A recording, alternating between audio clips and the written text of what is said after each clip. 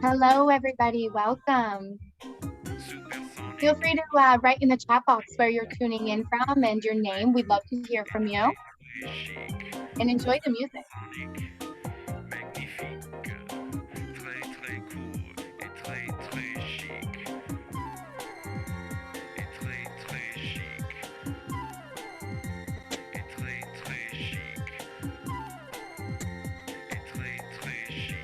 Hello, Marion.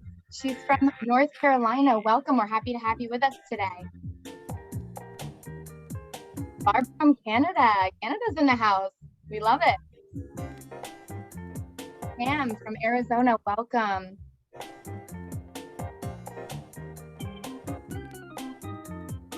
Jane from Maryland. Oh, it's hot here too. Maureen from San Francisco. Hello, how are you? We have Kelsey from Oregon. Hello, West Coast. Tracy from DC. Oh. I'm in North Carolina today. We love to see you. Bev from Wisconsin. Welcome. Central Iowa. Welcome, Eileen. We're happy to have you with us today.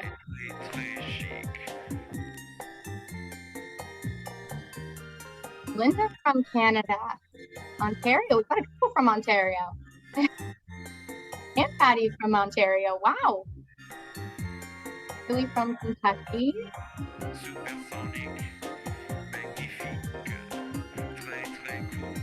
Andy from Texas. Welcome to the webinar. We're happy to have you with us. Jane from Indiana. How are you? Jennifer from Charlotte, North Carolina. Another person from North Carolina. I love it. Aaron from South Dakota. Hello. Lynn from New Jersey. Welcome.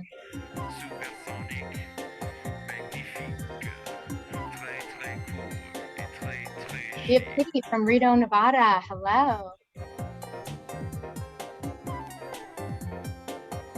Ernie from LA.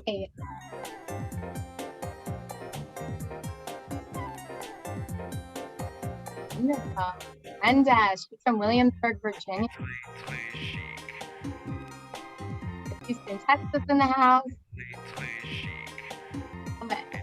Marty from Pittsburgh. People from everywhere. I'm loving seeing this. Great. All right, everybody. So excited to be here today. So let's go ahead and get started. So welcome. And we're really thrilled to be here today to talk about three very iconic cities in Europe: London, Paris, and Rome. Each of these destinations has a unique history, rich architecture, and of course, famous cuisine. These are places that many have on their bucket list, and for a good reason.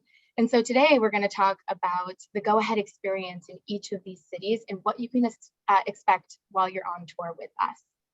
But before we dive into the fun stuff, just a few housekeeping items. Today we're presenting to you in webinar style. So what this means is you'll only be able to see and hear myself and our special guest. We cannot see or hear you, but we still want to hear from you. So please feel free to use that Q&A function that's located at the bottom or top of your screen, depending on the device that you're on. With any questions that you have throughout the presentation, we will have time at the end today to get to those.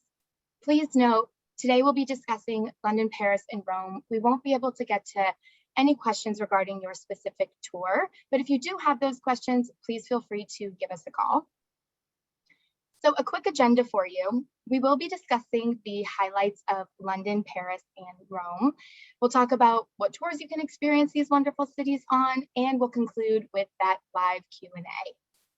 So before I introduce our special guest, I do want to talk about the go-ahead difference.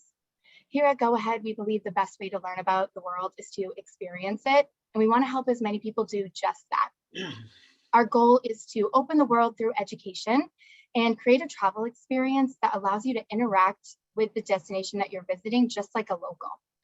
We take care of all of the details for you so that you don't have to. And we're ensuring that now more than ever as the world is starting to open up. And let me tell you, it is. We have travelers on the road right now, and we're so excited about it. Everything is arranged for you so that you can just sit back, relax, and have an incredible and safe experience. Between handpicked hotels and meals, on-tour transportation, and personalized flights, Go Ahead really cultivates a unique and unforgettable experience for all of our travelers. But what really brings our tours to life are our local guides and tour directors. Their passion and love for the countries we visit is incomparable. And we are lucky enough to be joined by one today. So I want to hand it over to the wonderful Pascal. Pascal, can you just tell us a little bit about yourself? Hello, everyone. Thank you all for joining us. My name's Pascal, and I've been with EF and Go Ahead for over 25 years. I am currently sitting in France, not Tibet. There's a picture of Tintin behind me.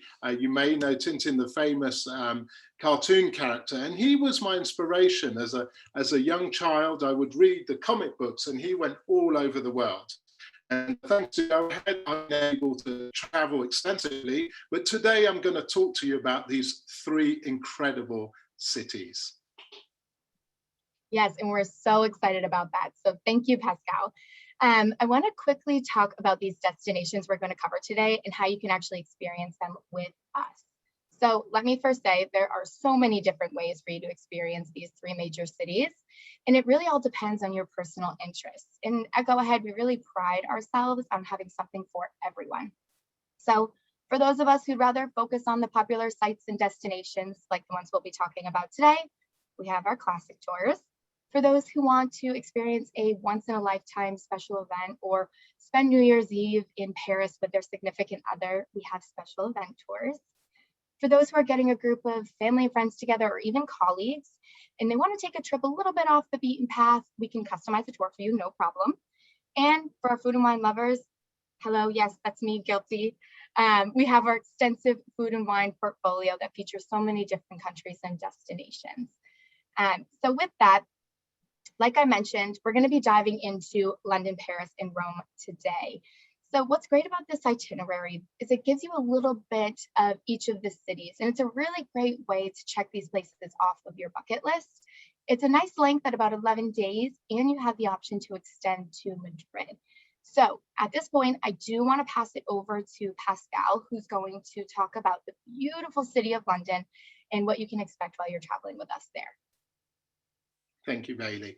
So basically, the introductory song we were listening to, it said magnifique, cool and chic. And this kind of sums up the cities we're visiting. Magnifique, magnificent, Rome, chic, Paris, and cool, London. And we're going to start with London. Now, I am English, French, I lived in Italy. So for me, this is a wonderful tour and I never get tired of it. But look at London on the banks of the River Thames. This is a world city. And like the other three cities on our itinerary, the river is crucial, the Roman history is crucial, and we will be going back in time on this itinerary. Our Go Ahead hotels are situated in wonderful neighborhoods, whichever city you're visiting. And we as tour directors always encourage all of you to go out there and get to know your neighborhood. On these tours, we have time to do that. You're not in and out. You find often that, we have early risers who walk around and discover that the local market's just opened, or we have the night owls who go out after dark and again get to know the local grocery store owner or the local pub or whatever. But we do pride ourselves in having hotels in all these wonderful places. But we obviously have to do the sightseeing, we have to get to know these cities on a bigger scale as well. And this photo may look familiar to you. We have a Tower Bridge in front of us, and we have the City of London. Look at these modern skyscrapers. For a 2,000-year-old city, it all looks pretty new. But we also have the Tower of London, or I should say, the Towers of London. And that's a very good starting point, because as we navigate through sometimes very windy streets, you will see how skillful our drivers are, and our local guides, for example, Eric knows these windy streets like the back of his hand. We get to go back in time. So the Roman city started where those skyscrapers are, and the Tower of London, which you will sort of see on the right there, is where the Normans, William the Conqueror came and built his huge imposing castle, which at the time was a skyscraper to the locals. And we're basically looking west. The Tower Bridge here we have in front of us was built to mirror the Tower of London. And it's the one that everyone thinks is London Bridge. But London Bridge was the bridge we were on back there. London Bridge has fallen down many times. There's even a copy in the US. But this is the picture postcard one, and it opens up as well to let the boats through.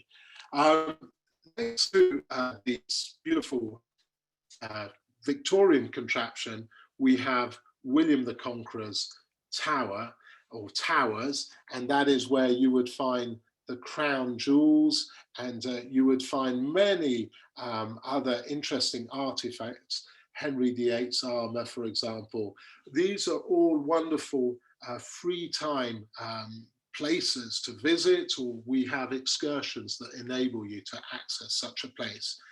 The Roman city wall is still standing in places, and basically just behind those towers, you can explore the back streets and see what is a beautiful sort of setting. You have the moat, the old Roman wall, and here, of course, we have the Norman castle.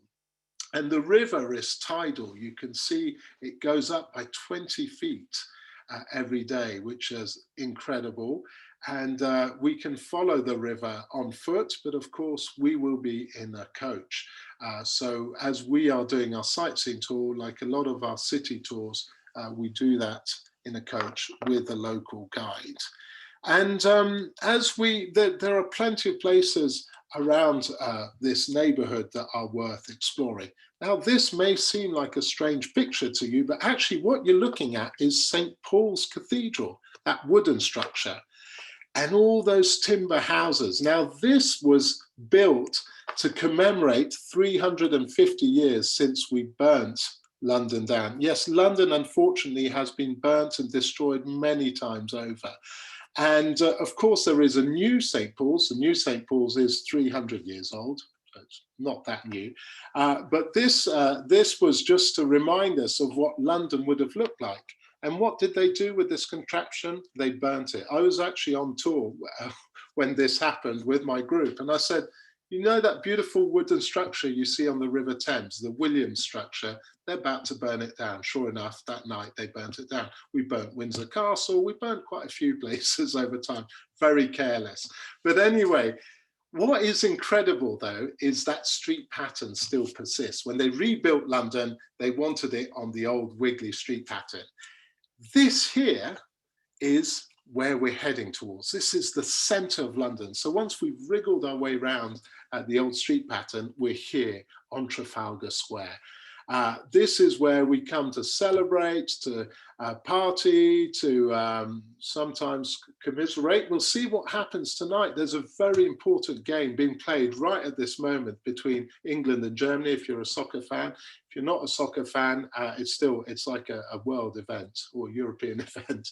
Anyway, so there might be English fans here later on either crying or they'll be jumping up and down in the fountains.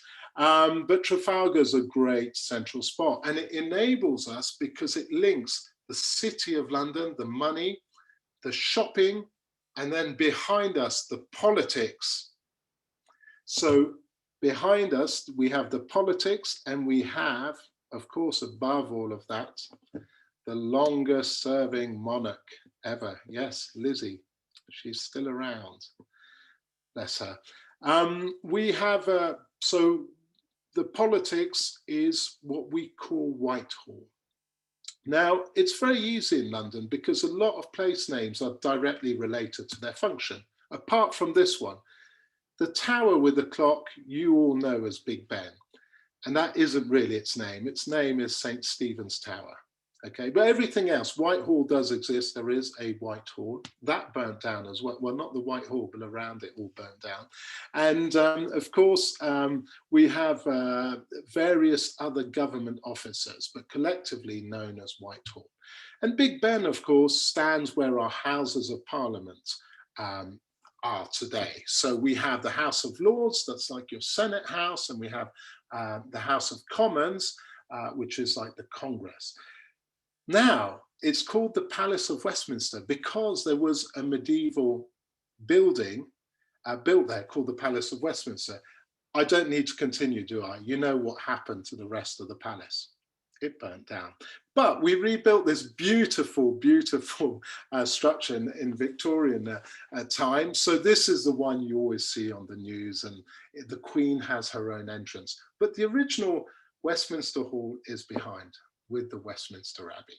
So I've mentioned the Queen, and this is her office, Buckingham Palace. This one hasn't burnt down. This one's still standing. And you might see below the flag, the very famous balcony.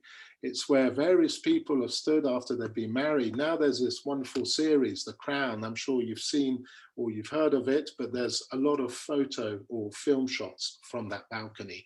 And in front of us, look at these marvelous men. They are the Welsh Guards, the Queen's Guard. And just by looking at the photo, you can see in the distance a carriage coming towards us.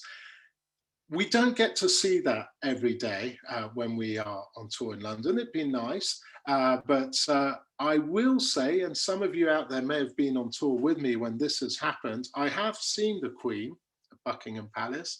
And actually, my last tour, part of my group and I walked past Prince Charles, which was very random. We were just walking along the side.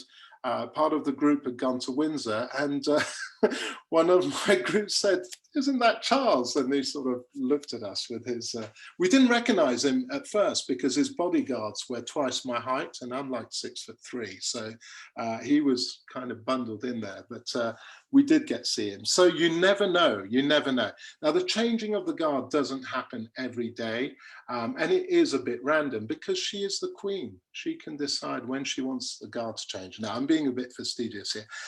The guard change would happen every 24 hours in the summer and every couple of days in the winter, but there are various special events. But again, you're on a London, Paris, Rome. We have enough time in London for you to catch it at some point. And Pascal, so you say they change every 24 hours, right? Yeah. So we would be able to potentially see this on a tour, right? If you guys are going, maybe not the Queen, but we can see the changing of the guards. Yeah, well, I can arrange for the Queen, you know. You'll write a letter about that afterwards. Yeah. No, so as I was saying, you know, we are in London long enough to be able, you know, if you don't see it on the sightseeing tour because they've moved it there, or it's raining. Believe it or not, when it rains, they don't come out. Why? Because they wear beautiful Canadian bearskins, and those bearskins have survived a long time, but they don't really like the rain. Thank you.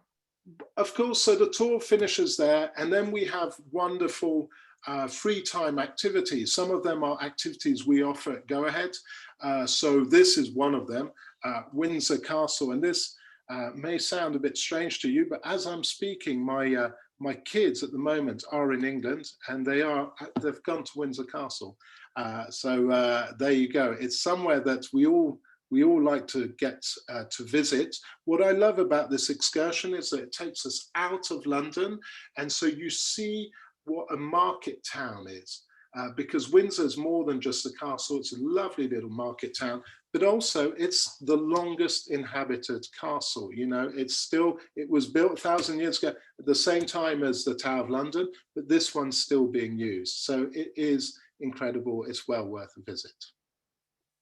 And other places to visit, of course, are this is the National Gallery, which is on Trafalgar Square. And there are plenty of other museums that we have. Even for those of you, we've got people who've come on a London, Paris, Rome, and they've been to London maybe more than once. And so we're always able, as tour directors, to direct them to a museum that they haven't seen. And the wonderful thing about the museums in London, they are free. Yes, you pay to go into the churches, but not the museums. This is another lovely, lovely museum. This is the British Museum. This has a lot of the artifacts that we found and also that we borrowed from our neighbors. So there's Greek stuff in here. The Greeks want it back, but that's just a little detail. You know, we won't concern ourselves about that too much.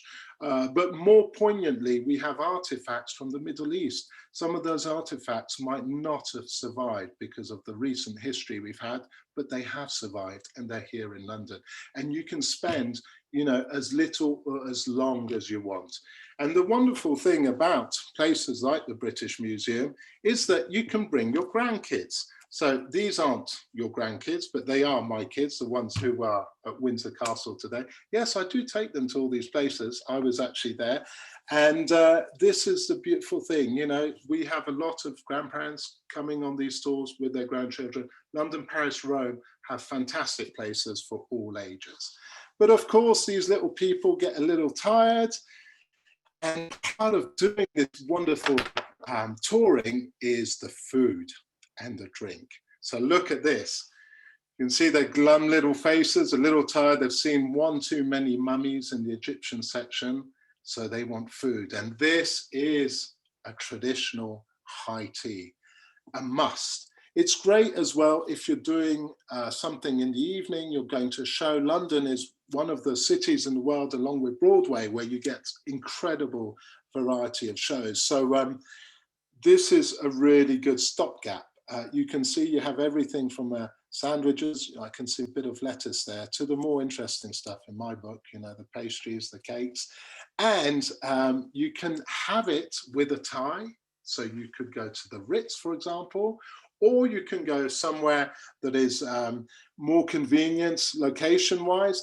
This is a place I would recommend because Fortnum & Mason is the Queen's grocery store. What's good enough for the Queen is good enough for us.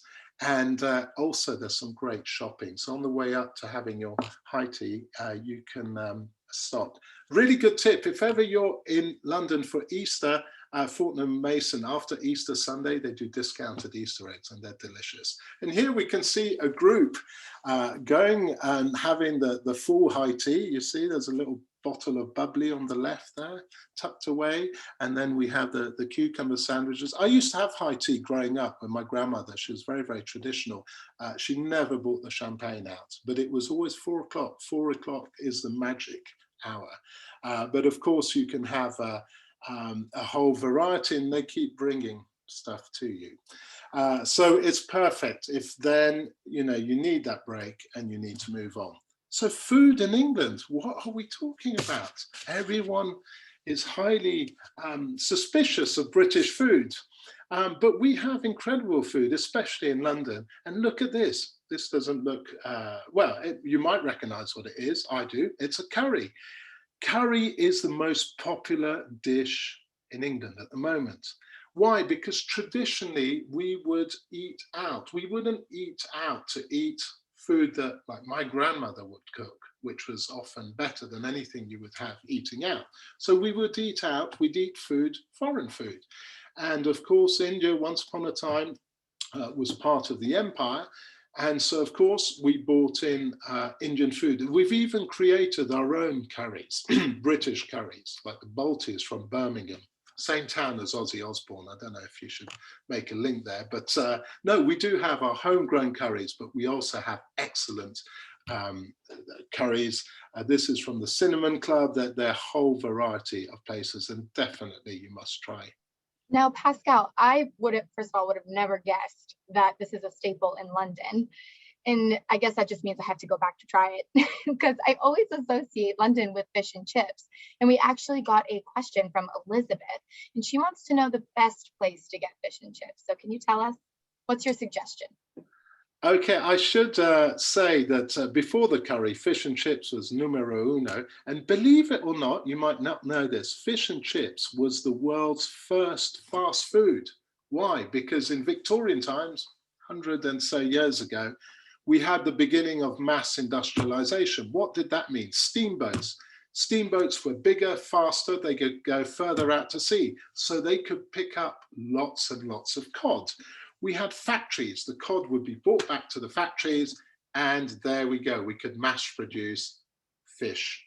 And nowadays, we still eat fish and chips, we still enjoy fish and chips, and this is a place I would highly recommend, Master's Superfish. And it's a good traditional place, it's not expensive, and it's closed on a Sunday. Why do you think that's important? Well, the boats would go out every day, but a Sunday was the day of rest. So the catches would always be fresh. And Master's Superfish in the 21st century still goes that way. So they go to the fish market when it's open. On a Sunday morning, no fish. But grandmothers maybe are tired of cooking their traditional food. Chefs have come on the scene. You've heard of the Naked Chef, Gordon Ramsay, Hell's Kitchen. Yeah, we do have, we have other chefs as well. You know, we have more respectable guys. But anyway, what they have done is revolutionize British cooking. They've been influenced by exterior, and also they've turned traditional British dishes and upped the game. So pubs have followed suit. And this place here, the Anchor and Hope, I like to go to. Why? Because they take very traditional British dishes and they cook them at a slightly higher level. This, for example, is a beautiful lamb shank. So again, this is in the Anchor pub, which is what we would call a gastro pub. So we have normal pubs, you know, where you just go and have a drink. This is a famous pub, the Churchill Arms, with all its beautiful flower arrangements. And then you have the gastro pubs. And in London, it's not always easy to find a gastro pub. If you're out in the countryside around Windsor or in what we call the home counties, the places surrounding London, there will be famous gastro pubs, but you need a car. The advantage of some of them here, you can get to them because they're in London. Wonderful. Thank you, Pascal. So I actually just wanted to chime in here quickly. We're talking about all this food, and Kelsey actually wrote in a question. She wants to know about those who have dietary restrictions. Are we able to accommodate that? Nowadays, yeah. When I first started doing go-ahead tours, this was many years ago when we were still go-ahead vacations, dietary diets was sometimes a problem to accommodate. But nowadays, even the French have started becoming vegetarian, which is a real revolution. That's the second revolution. But no, anything to do with gluten or shellfish or whatever it is, we can accommodate, and a lot of these places also accommodate. That's perfect. Thank you. And so now I do want to just shift gears a little bit because one of the next cities is my absolute favorite. So can you actually tell us about the go-ahead experience in Paris? So London is overwhelming. It's cool, remember? But now we're going to go chic. And to get to Paris, we ride the world's fastest conventional train. And again, you know, it's something that didn't exist when I started touring because the routes hadn't been, we're still, the stations and stuff are still being built, but now, of course, we can. And it's a wonderful way to get to Paris. And Paris, the city of light, is such a different universe to what we will have just come from. And that's why I love this tour, because every 3 days, we feel like we've traveled thousands of miles. And Paris, look at that. It's none of these skyscrapers that you saw in the other photo. It's perfect symmetry. There are all these angled avenues, and you can see the skylines very low, and every apartment block looks like a work of art. And then, of course, every now and then you come across these famous monuments. You may recognize this one in front of us, or like just on the left, you can see this beautiful little circle there. That's a lovely little park.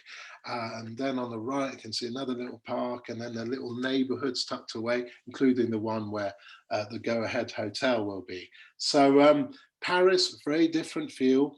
And on the sightseeing tour, again, we're in our coach and we start here. This is where it all started, on the islands of Ile de la Cité, the city islands.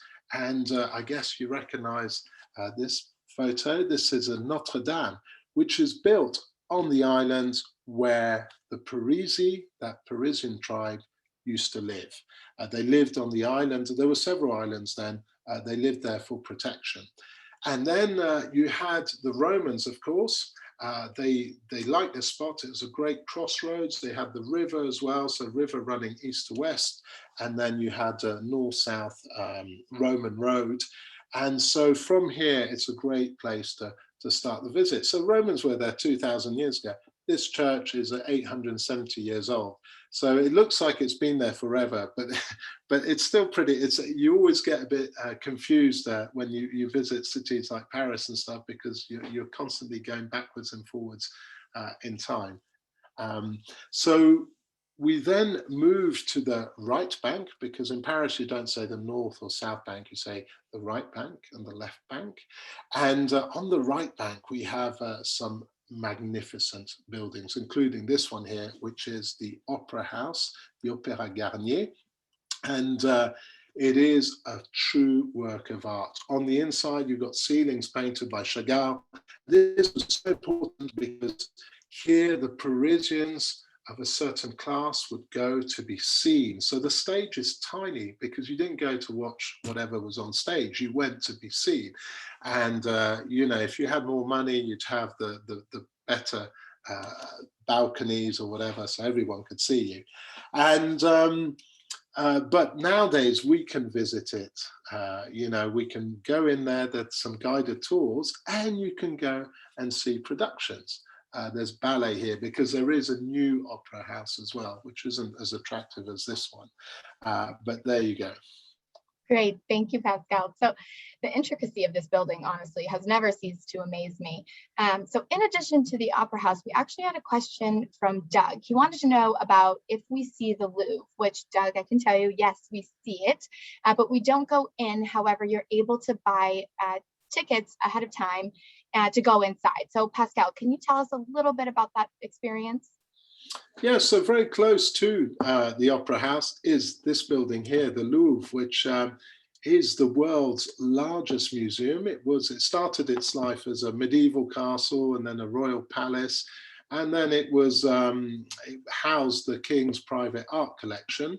And still to this day, it is a phenomenal place. But you could spend the rest of your life trying to see one of the 400,000 artifacts that are in there, ranging from sculptures to paintings. The building itself is stunning because it was a royal palace. So even if you're not checking out the artwork, if you're looking up and down and around the staircases, it is magnificent. And there are two wings that are nearly a mile long. So you need to be brave and full of energy, but there are lots of nice little stopping places as you make your way around, so you can sit down and have a coffee or whatever as you make your way around. But yeah, it is something we do recommend that you do in your free time. And because you will see, you'll probably recognize a lot of the artworks in there. You might say, oh wow, this one's here, and I never knew that she was here. Who is she anyway? La Joconde is what the French call her. The rest of the world call her Mona Lisa. And so getting tickets nowadays you can do online, and it's very straightforward, and it's actually a lot more organized. Some of you may have been to Louvre way back when it was like going to a local radio show.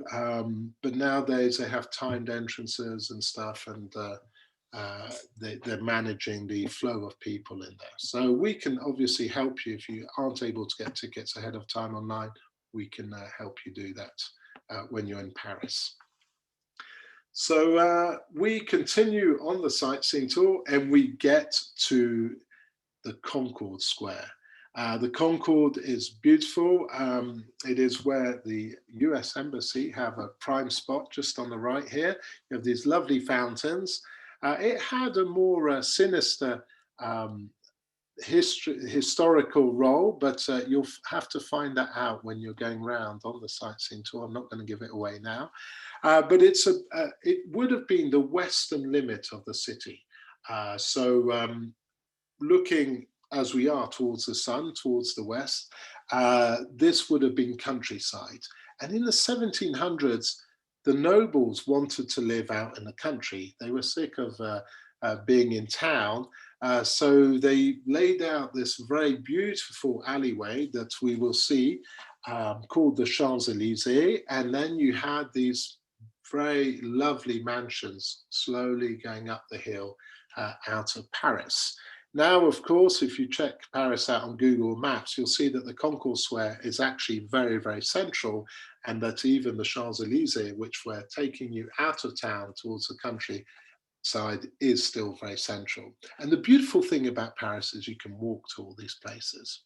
Now, here we have another building that was on the edge of the old city. Paris is designed in concentric rings. So as the city expanded, they would tear down a wall and then rebuild another wall and so forth. But this building now again is central, but once upon a time it was a bit on the edge. This is the Invalids Church, and we tend to make a stop here. You can see the gold leaf dome, it's stunning. It was built for a man who was very humble in his existence, and you may or may not have heard of, Napoleon. So of course he's got this incredible building. It was a miracle we actually got his remains back in Paris, because the Brits had him on an island way far away in the Atlantic, and they were quite reluctant to get him back to us for political reasons. Behind that is the Invalids building, which is an amazing museum. You can visit it today in your free time. And again, it was the idea of a lady who said to her, she was the king's mistress, but she said to the king, look, you've got to look after all these veterans who've fought so hard for you in all your various campaigns. And so this was one of the early sort of veteran hospitals. And still today, you will see veterans there on the right of the church walking around. And this neighborhood is right next to the building you may or may not recognize. They should all recognize this. The symbol of Paris, the Eiffel Tower, La Tour Eiffel. And actually you can see the dome in the background on the left. This towering structure, 1,000 feet, can you imagine, is amazing. I've been to Paris so many times and and it still bowls me over when we come round on the coach, because you're in the neighborhoods and you don't necessarily see it at first, but we always do a photo stop here. And she never ceases to amaze me.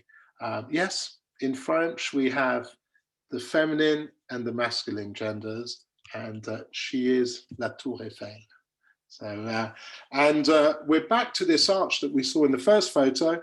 Again, this arch was commissioned by this humble guy that I mentioned, Napoleon. You won't see Waterloo on this arch, because this arch that shows all the victories, not the defeats. There is a tiny little arch behind those trees, a broken down one that mentions what, no, I'm joking, there isn't one. Ignore what I just said, but this is beautiful. You can go up it, and there is a very scary rotary around it, and we do tell you not to try and walk across it. I have seen tourists trying to do that, and they're taking their lives in their hands. This photo is very misleading because there are no cars there. I don't know when it was taken, 3 in the morning. Yeah, this is what it should look like. And actually, as they're driving around, you know, if there's a crash there, the insurance policy split 50-50 because you know, it's such mayhem there that you can't blame anyone. But the Champs Élysées, this is where all the shopping is. You can actually eat on the Champs Élysées. There's some lovely little cafes on the outside, and it's not going to break the bank. I mean, if you want to break the bank, there are a couple of very famous venues that you can sit at and drop a few dollars, but there are cheaper ways of doing it. And actually, believe it or not, you can actually, because to go up in the Eiffel Tower, you'd have to go during your free time, and this is walkable. It's a 15-minute walk from the arch. So again, and where this photo was shot, behind you, you have the Louvre. This building is the mother of all palaces, Versailles. And this is only a tiny, tiny segment of it. I mean, the palace extends. It was the showpiece. Louis XIV, the Sun King, wanted to show the world that he was the #1 ruler of the time, and he wanted everyone in his world to know that. And you might have traveled already and been to see palaces in Austria or that place in California, Hearst Castle, whatever. They were all modeled on Versailles. And Versailles is a must visit. Again, we have our local guides take you through there. We have timed bookings, so you don't have to stand in line forever. And then, of course, part of Versailles is the gardens. Again, like going to Windsor, you're out of the city, so you get a slightly different feel and view of things. But these gardens, even the locals from Versailles will wander around them because they're just so pleasant, they're so beautiful. So that is definitely a free time activity, well worth doing. This is another place that, again, involved a female architect. She basically, this Italian architect, saved this building from being destroyed. This was a railway station. It was in the middle of Paris. It wasn't big enough for the modern trains, so they were going to tear it down. And we're all really happy they didn't, because it's a beautiful building and you've got the river right there, but it's also inside, it's got some world-class paintings, including Whistler's mum. Now that's a painting, it's not his mother, but he's a North American painter, but there's a lot of impressionist stuff in there, and it's a very manageable museum as well. You know, you can spend an hour and a half in there. Of course, you've got to enjoy the neighborhoods. This is the Latin Quarter. This one has its little labyrinth network of streets that survived the big town planning when they were building these big wide boulevards and avenues. And this is a great way to while away time. There are cute little stores, plenty of places to eat. And again, it's convenient. It's not all that far from the Louvre. It's just across from the city island, from Sainte-Chapelle and Notre Dame. And so again, Paris is a mosaic of neighborhoods, a bit like London. And this is always a good place to spend a bit of time exploring. And if you've been to Paris before, it's well worth coming back to. This is another neighborhood, slightly livelier in many respects, only because it goes on through the night. You can come here at 5 in the morning, not that I ever have, and it feels like it's 1 o'clock in the afternoon. You may recognize this name, the Moulin Rouge. It's one of the many cabaret venues that are in Paris. So when you're in London, you might go and see a Broadway style show. Here you go and see a slightly different show, and each cabaret has a different theme, has a different take. Some are more risque than others, and your tour director should be able to advise you on that. Of course, purely based on research materials. Behind we have a very famous hill, the Hill of Montmartre. Now, the other thing that I really recommend everyone to do is take a river cruise. And we do that. We have a lovely place where we can have dinner as a group, and then we get on the boats. The Paris from the river is stunning, and it gives you a very different feel to the city. And it's, I know the boat looks quite full, but it's actually such a relaxing way to see the city. The reason why there are all these people there is because they're making the most of the fantastic views. And we tend to do that in the evening. And there are reasons for this, because remember what I told you at the beginning, Paris is a city of light. And here, the Eiffel Tower, La Tour Eiffel, is just glorious when she's all lit up. So there's just La Tour Eiffel, but all the other monuments as well really come into their own when they're lit up. And when you see them from the river, fantastic. So again, if you're wondering about going up the Eiffel Tower, you can get these tickets online. Food, of course, food. Look at this. This is one of the many bakeries that you have to go to, and you need to find a sticker, Artisan Boulanger. And actually, look at what I've got.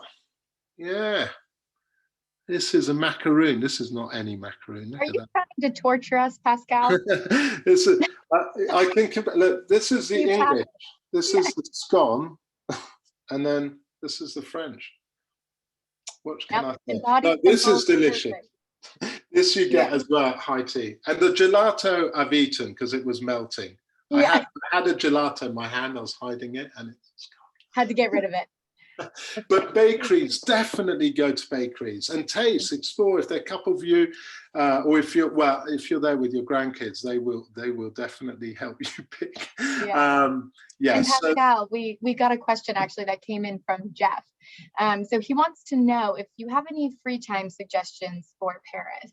And I'm curious to hear this too. So what are your thoughts?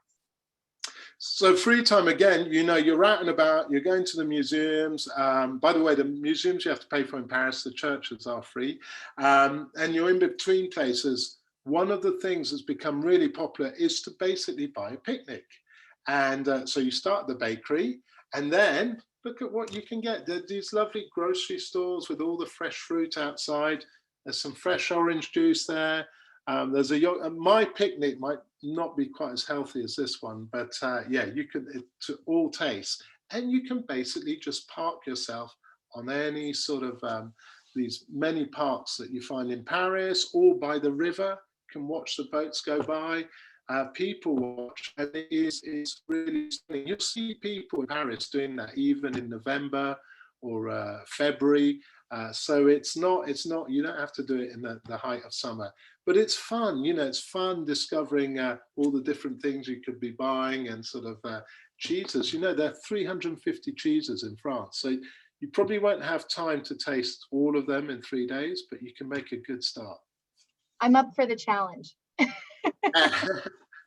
So we were asking about dietary habits. This is a crepe. Now, the crepes that you've probably all seen, pancakes, come with cheese, come with sweet toppings, jam and whatever. France, if you've been to Paris, you'll see the cheese ones, but they are wonderful crêperies, so crepe places. The best ones are in one neighborhood, because crepes are actually from Brittany, which is a region in the west of France. And this neighborhood, Montparnasse, where we do have a couple of go-ahead hotels, incidentally, is where you get the best crepes. And look at this. This is salmon, it's got egg. I've had some with scallop in. But speaking of a dietary, I just found out this is made with buckwheat, because it's a slightly different flour to the sweet crepes. And apparently they don't have gluten. So yes, you can feast. If you have gluten intolerance, you can eat as many of those as you want. We love to hear it. Now, we did have a question come in before we shift gears. I wanted to ask quickly. Debbie wants to know about the construction of Notre Dame. Can you go inside now, or what's that looking like? No, the reason why we showed you the photo of the towers is because behind is still a building site. So Notre Dame did catch fire, as some of you may remember. I bizarrely was on tour about 2 days before she caught fire. And I was doing a London, Paris, Rome, and my group was like, we had a really tight window. And I said, all right, let's go to Notre Dame. And we did. And I'm glad I did, because 2 days later. But anyway, no, at the moment, it's taken a while. They've got the money to to build it up again. Yeah. But you can't go inside. But there are other wonderful Gothic churches, because Notre Dame is a Gothic church that you can go into. So you can see the vaults and the beautiful architecture. You can still see the gargoyles on the outside at Notre Dame. Yeah. They're still around. Which is very important. So let's go ahead and talk about Rome. Actually, before we do too, it looks like Michael's watching the game that you mentioned earlier against Germany. It looks like England's winning 2-0. So oh my gosh, we all need to be in Trafalgar Square in the next hour. But it sounds like everyone's going to be splashing, like you said. Yeah. Wow. Perfect. So thank you for sharing all that information. Paris is just such a unique and beautiful city. It has so much to offer. But at this point, our travelers are going to be heading to Rome. So can you tell us more about this historic city?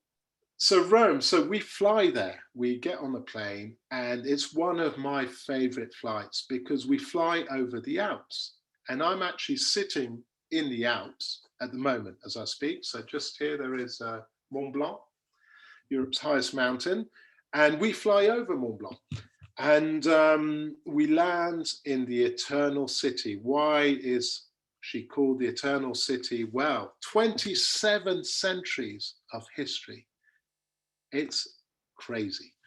And you go down in depth and you go down back in time. So this is the Forum. This is where it all started. There were 7 hills with different groups of people living on these hills, and they all came down to this place and they started doing business together. They started doing deals. And this is where the civilization that went on for 1,000 years, and I would argue longer, because there's still stuff, there's still a Roman legacy today that still exists. So, but that's another conversation. And here we have the Forum. So we get to go in there. You don't drive around in a coach there. And again, you're looking at these ruins. We have a local guide who will bring all of this back to life. And look, there's the arch that we saw in Paris. But this is the original. This one's 1,700 years older than the one that Napoleon commissioned. And he got inspired by Rome. So many people have been inspired by Rome. And you will probably be inspired. There'll be something in Rome that hits a chord. And then you'll see it is random. Look, there's a church there. The church was an old Roman temple on the left. A lot of the buildings in the Forum were converted to churches, and this saved them. So this building has actually been standing there intact for 2,000 years. Other buildings haven't been so lucky. Some of them are buried, and there's still so much for them to discover. Here we have, of course, on one end of where the Forum is, this is a building we do visit, the Coliseum. It was the Roman Empire's largest amphitheatre. 70,000 people could sit here, and they would have been watching England score 2 goals against Germany, the English barbarians against the Huns. No, but I'm actually, you know, you would have had Germans and English gladiators fighting each other. I don't know if you've all seen Gladiator, but you remember, if you have seen that film, they were from all over the Roman Empire, and they would have been there just where that group of tourists are, fighting each other, being spectators. Now, the people who are seeing the England game now have paid a lot of money for their tickets. This would have been free. This would have been the emperor saying, come and watch these shows. And by the way, how wonderful am I? And we will get to hear all of this because our local guide will be telling us, and then you get to walk around down where you see these people, and then you can go up on the second level. And it's a slow process, but they are putting more and more exhibitions inside the Colosseum. So it's becoming more of a museum. When I lived in Rome as a kid, there was no tickets, you just walked in, but there was nothing there. It was just a bunch of stones. Now they are building up. Those of you who have been to Rome, you know they've still got to work on the restrooms. But that's another story. So here we're looking at the historic center of Rome. So when I mention, and my colleagues mention the historic center, we're talking about the opposite side of the Tiber to the Vatican. And I'll get back to that in a second. But here, this photo is taken from another state, the Vatican State. Now, this is somewhere we like to take our groups to, because you're visiting another country. They have their own ruler, the Pope, their own bank, their own radio station, and they have one of the world's most famous museums, the Vatican Museums. Some of you may have never heard of the Vatican Museums, but they're just to the right. What you will have heard of is the Sistine Chapel, Michelangelo's amazing ceiling. And so we spend time on this optional visiting the Vatican Museums, going to the Sistine Chapel, and then walking into this, the world's largest basilica, St. Peter's. And look, in front of it, we have an obelisk that's been stood there for 2,000 years, but is actually way older. Yeah, you may have remembered the story between Antony and Cleopatra. A lot of obelisks ended up in Rome, amongst other Egyptian artifacts. And again, Rome's amazing because you get all of these layers of history. You go around the corner and wow, an Egyptian obelisk, or this beautiful church. This church is actually built on an old Roman cemetery. You'd never guess it just by looking at this picture. Look at the artistry here. And again, you've got to tell me, if we bump into each other, how many paintings are in this basilica. Now, those of you who've been to Rome, keep it to yourselves. But it is awe-inspiring coming into this place, just the human endeavor, what has been created. So, and the scale of it. So like London, Paris, there are 3 times activities. This is the historic center. So you may recognize this fountain. Yes, it's the 3 coins in the fountain, otherwise known as the Trevi Fountain, or I should say the other way around, it's the Trevi Fountain, otherwise known. This little fountain's only 300 years old, but it's the end of a Roman aqueduct. Can you imagine?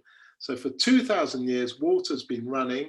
There were 14 Roman aqueducts. There's only one that's still working. And the other ones aren't not working because of Roman engineering. They would still be working as well, but people would help themselves to bricks and stuff to build their own houses a long time. So that's why. But this one's still working and it is beautiful. So the Trevi Fountain, this is lovely. And this photo again was taken at 3 in the morning because usually we'd see a lot more people here.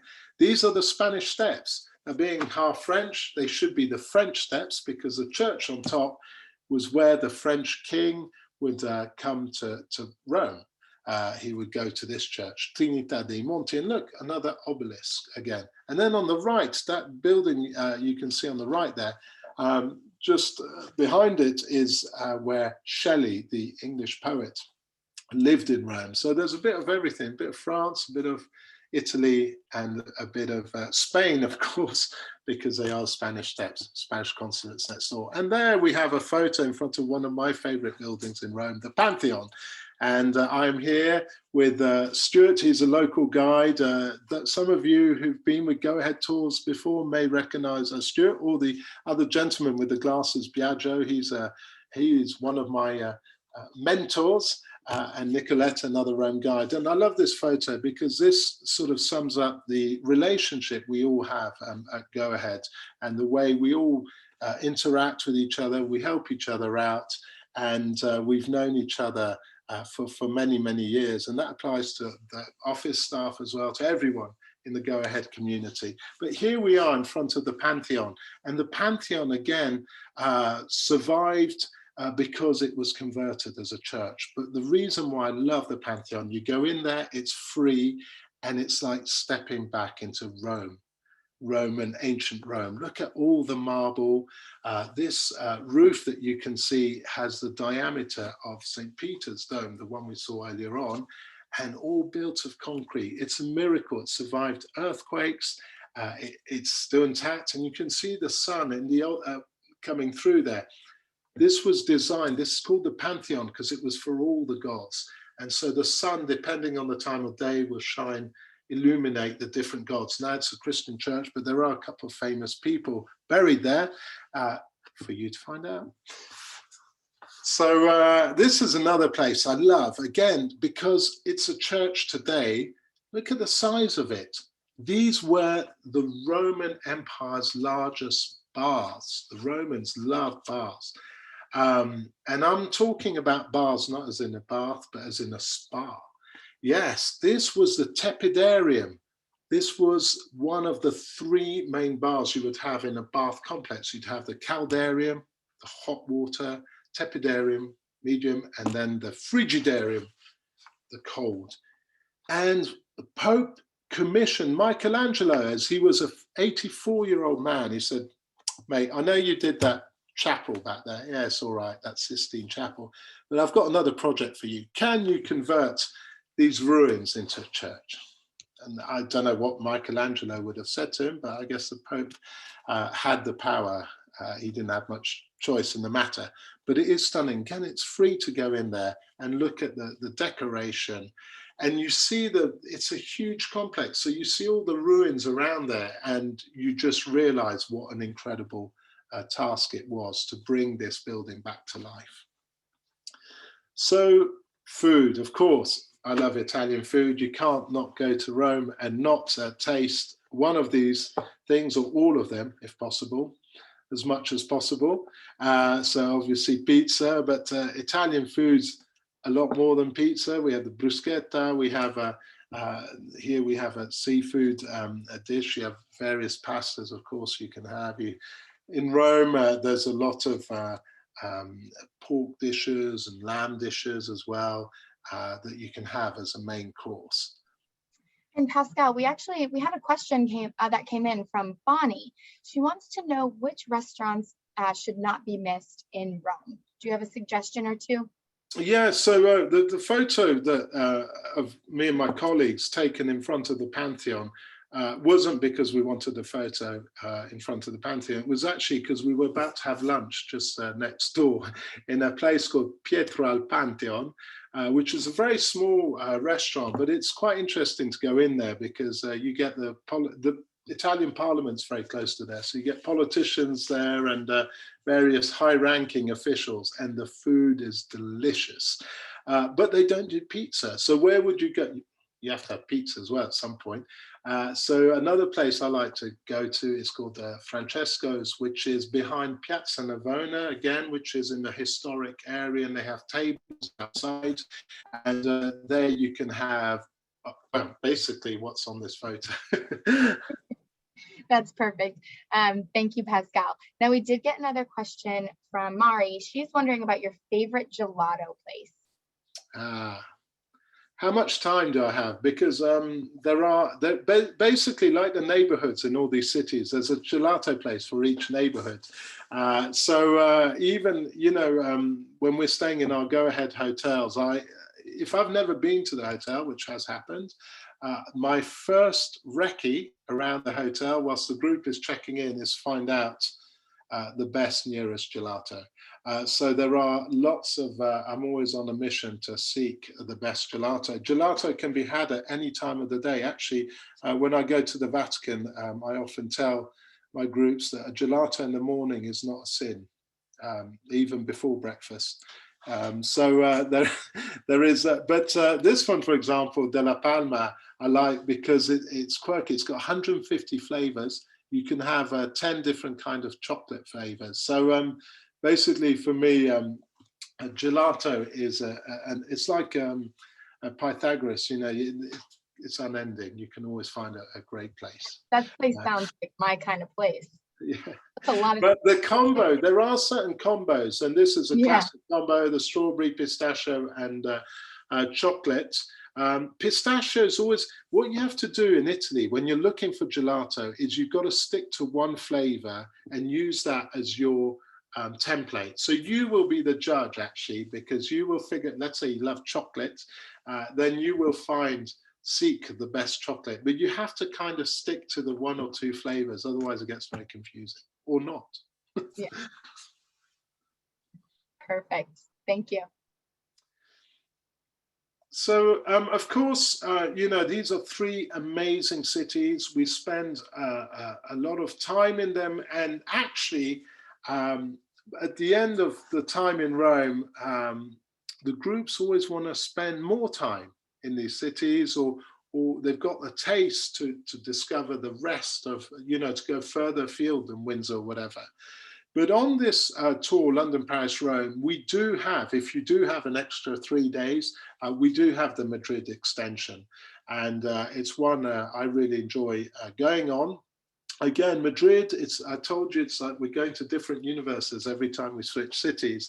And Madrid as well has some obviously similarities and connections with the other 3 cities, but also we're in a different country, different language, different food, and I could spend the next 20 minutes talking to you about Madrid, but I won't. But if you've got the time, definitely sign up for the extension. We get there by plane.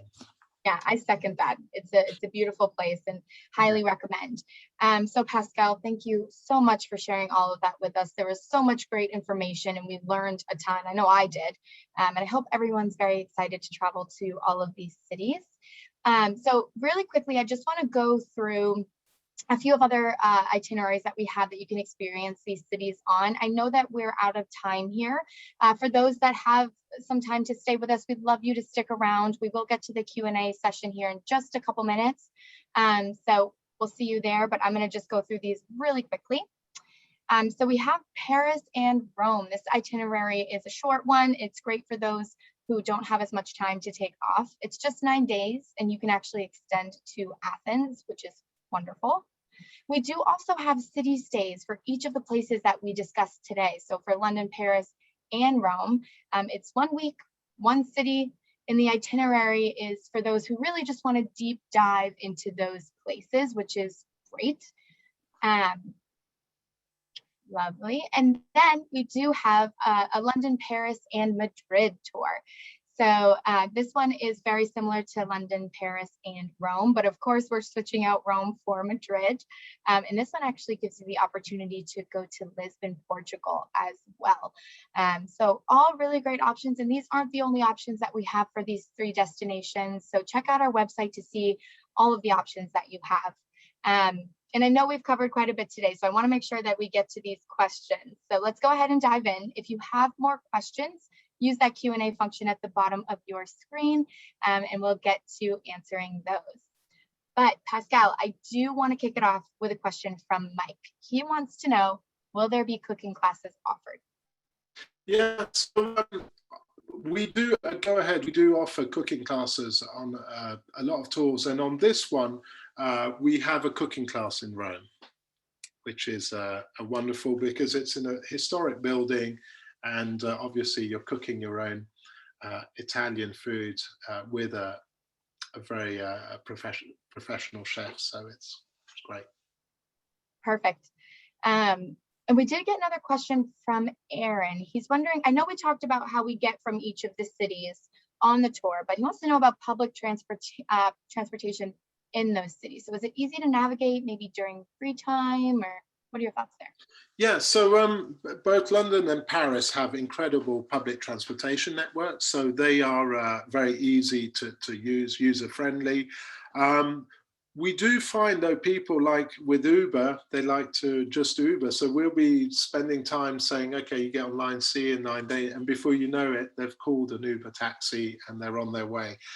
So both London and Paris have Uber, as well as very extensive transportation networks. Rome's a little different because the transportation network isn't as extensive because of the age of the city. But Rome's a much smaller city than the other 2. And the local taxis tend to be very easy to use and not expensive. So once you're in a place, like getting from the Trevi to Spanish Steps and all that, they're all really close. So you can do that on foot. But if you want to get to your hotel a bit further afield, then we would recommend that. No, that's great.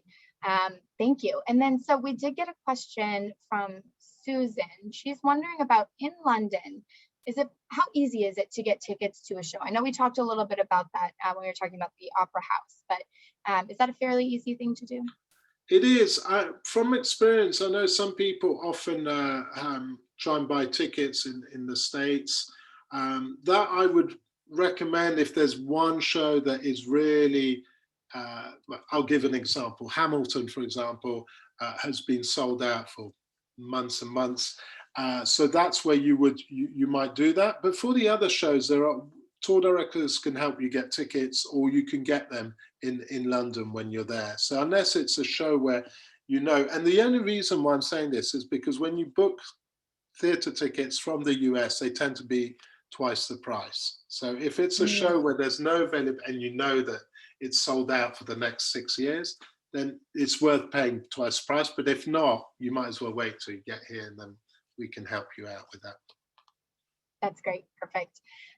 We did get a question too about mobility on these tours. So Elizabeth wants to know what it's like for this specific tour. Is there a lot of walking or bus time? So there is basically, how long's a piece of string? These cities are, if you want to get into the nooks and crannies, then you do have to walk. You do have to be prepared to. It's not always easy access, but if you're doing the main sites, there is often mobility access, and also if you're prepared to, let's say, take an Uber every now and then, you can get to everywhere basically. But what we do as tour directors, we tend to also give people, if they're unsure, sort of walk them through the experience, and then they might decide, oh, that might be a bit much for me. Also depends on where you are in the tour. If you're towards the end of the tour, you're feeling a little tired, or if the weather's bad, I don't know, there's so many variables. But I would say 99.9999% you can get to everywhere. Yeah, so true. It all depends, but I think there's options available, which is really great. So we did get another question about the hotels that we're staying in. This one's from Aaron. So typically, what class are the hotels that we have on this tour and in general? Well, so it's funny because the French and Italians have their own classification system, which doesn't seem to, it's their own sort of universe. But I would say the hotels are 3 to 4 star, if that makes sense. What I would focus on more is their location. And we do have some incredible neighborhood locations. And because it's Europe and because we're in the towns, yes, they will tend to have smaller rooms than if you're staying out in some country resort, even in France. I could use some chateaus where the cost per room would probably still be cheaper than Paris, and you'd have twice the space. But it's Paris. So the key is to be in a good neighborhood, and the hotels we use, they're clean, they're practical, and yeah. It's all about the experience too. Yeah, which I think is great. And so we did get another question that's from Conrad. He wants to know if it's possible to get London Eye tickets on the day, or would you suggest, how would they go about that? It really depends on the time of the year. So now, obviously, now actually, I would recommend getting you can pay extra to get the skip the line. But in October, you can just walk up and do it there. And the thing with buying the advantage of buying tickets when you're there, obviously, if there's a rainstorm coming in that afternoon, and I've seen people do it on tour, and they were going to go to London Eye, and they're like, actually, we'll do it tomorrow because the weather looks better. So you have that flexibility. But obviously, in June or July, when every tour group is on the planet, decides to go up the London Eye, and even with a ticket, you might be standing in a line, then it might be worth spending the extra bucks. Yeah, very good point. So one last question for you, Pascal.